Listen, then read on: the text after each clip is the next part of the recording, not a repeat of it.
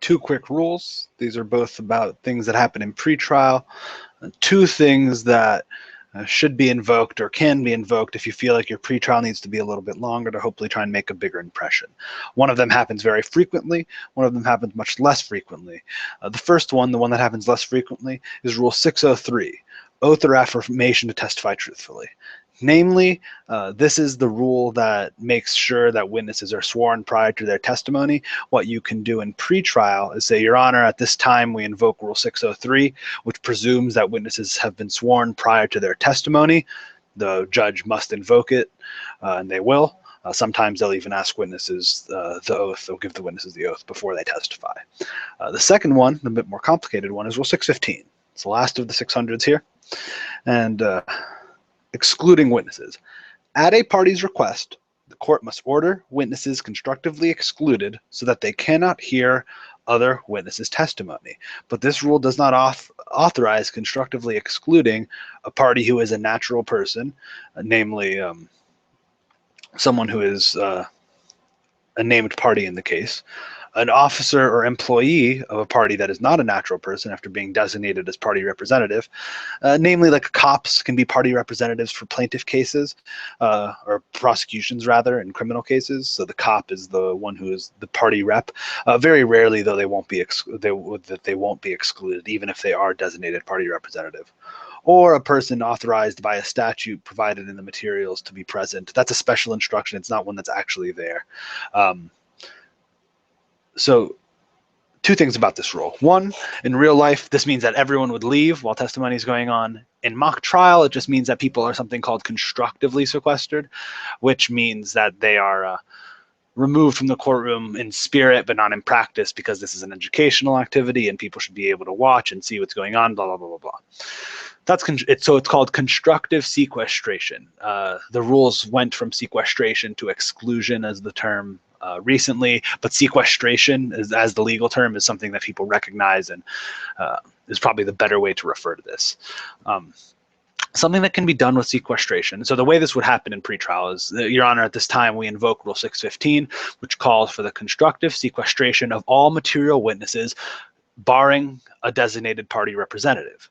The plaintiff or the defense's party representative is Andy Park or Hayden Duran, whoever the designated party representative is.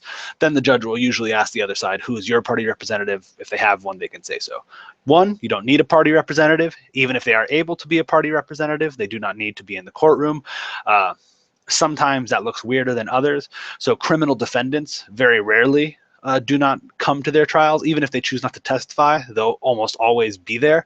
Otherwise, it gives the impression that they're disinterested in the outcome of their own proceeding, which is generally not permissible, or not permissible, but it's not ideal. And like I said, cops in criminal cases, even if they are party representative, tend to not be actually sitting at table for the duration of trial. That makes them seem more invested in the outcome than you'd think they want to when it comes to the jury's perspective. Something you can do with sequestration, though, is you can try to rig sequestration, especially if you're on the prosecution or the plaintiff, because you go first in pretrial.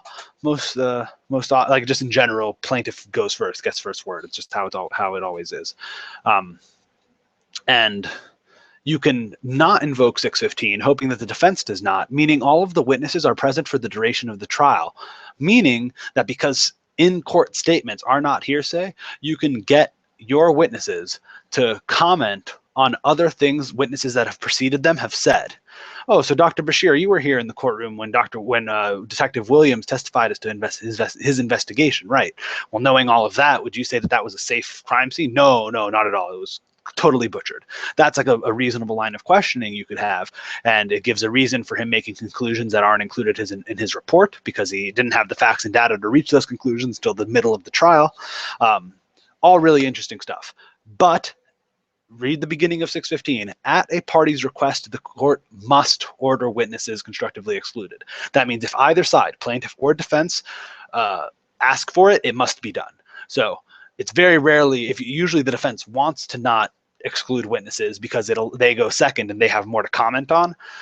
But if you have a specific reason on plaintiff, while you'll want to, usually on the cross of the defendant or on the cross of like other witnesses, you can reference other people's testimony. That's how plaintiff would want it. You can not sequester and hope the other team doesn't either. So that's something you can do as a strategic decision, and you can have little planned things ready for in the case that the defense doesn't pick up on your lack of sequestration.